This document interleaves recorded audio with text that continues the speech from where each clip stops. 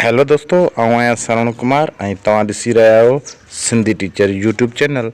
अॼु असां सिंधी ॿाराणे जो सबक टियों पढ़ंदासीं। जंहिं बि दोस्त मुंहिंजो चैनल सब्सक्राइब नाहे कयो उहे सब्सक्राइब करे लाइक करे वीडियो खे ऐं बेल आइकन ज़रूरु क्लिक कंदा त जीअं तव्हांखे अहिड़ियूं वीडियो मिली सघनि। सो अचो त सबक पढ़ूं था।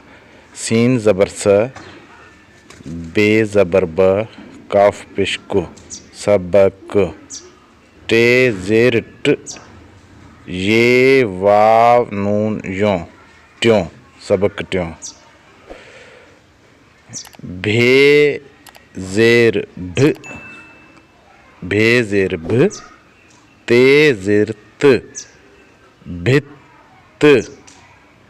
भ असां भ आवाज़ जेको आहे इहो असां अलफ ज़ेर अ में हिते पढ़ियोसीं ऐं ही त आवाज़ जेको आहे ते ज़ेर त इहो ब असां अलफ ज़ेर अ में पढ़ी आया आहियूं।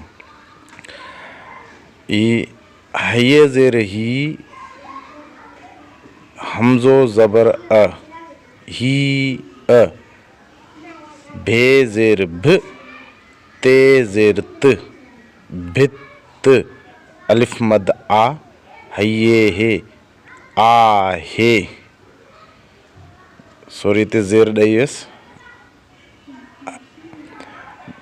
भित, ही अ, भित आहे।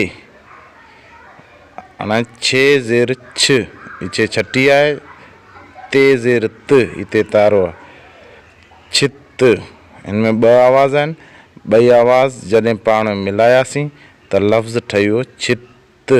हाणे छ आवाज़ जेको आहे इहो असां ज़ेर जे अलफ ज़ेर अ में असां पढ़ी आया आहियूं। छे ज़ेर छ ऐं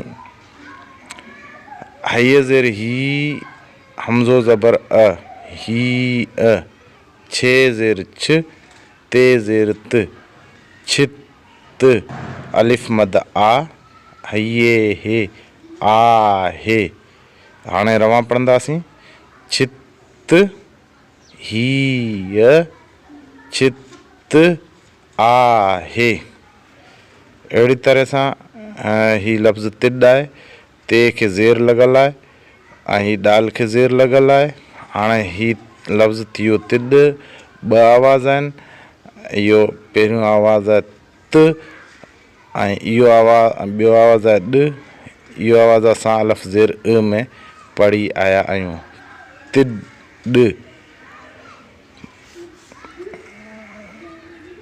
हये ज़ेर ही, हमज़ो ज़बर अ, ही अ, ते ज़ेर त, डाल ज़ेर ॾ, तिड, अलिफ मद आ, हये हे, आ हे। हाणे रवां पढ़ंदासीं।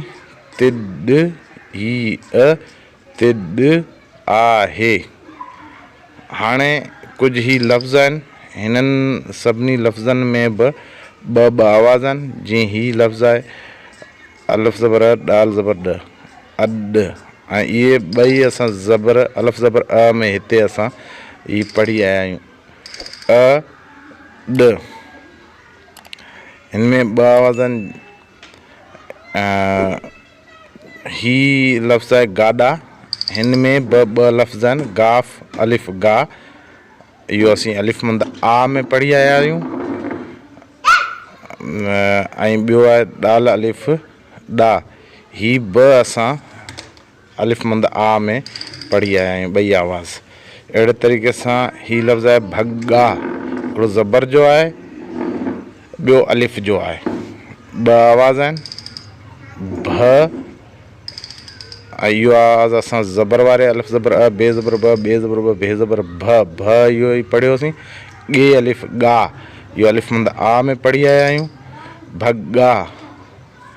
ते ज़ेर त, खे अलिफ खा, ते खे ज़ेर लॻी त आवाज़ ऐं ही असां आवाज़ अलफ ज़ेर अ वारे आवाज़ में पढ़ी आया आहियूं। खे अलिफ खा, हीअ असां अलिफ मद आ में पढ़ी आया आहियूं। त ही थियो तिखा। ही विख। व आवाज़ आहे वाव खे ज़ेर लॻल आहे ऐं ही आवाज़ असां अलिफ ज़ेर अ में पढ़ियो होसीं ऐं विख खे ज़बर ख असां ज़बर वारे आवाज़ में पढ़ी आया आहियूं। विख विख। छे ज़बर छ ऐं टे ज़बर ट, हिन में बि ॿ आवाज़ आहिनि छट ऐं इहे बि असां ज़बर वारे आवाज़ में पढ़ी आया आहियूं छट।